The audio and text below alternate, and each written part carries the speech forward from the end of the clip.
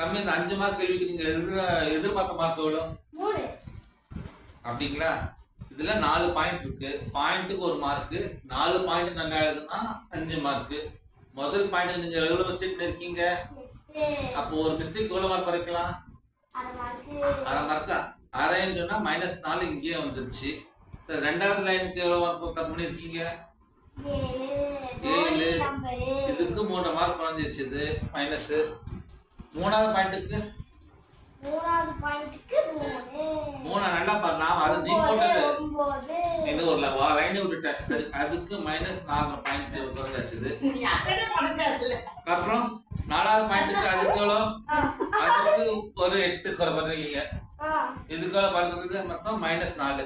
ஆக மொத்தம் இதுக்கு உங்களுக்கு மைனஸா கிடைக்கிற மார்க் எவ்வளோன்னா 4 ஒரு 3 7 ஒரு 4 11 4 7 11 12 அப்புறம் ஒரு 4 ஆகும் 16 -16. 5 மார்க் கேள்விக்கு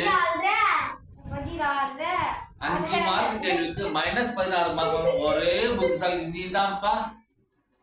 தலையெழுத்து இதோட மார்க் கட் பண்ணுங்க.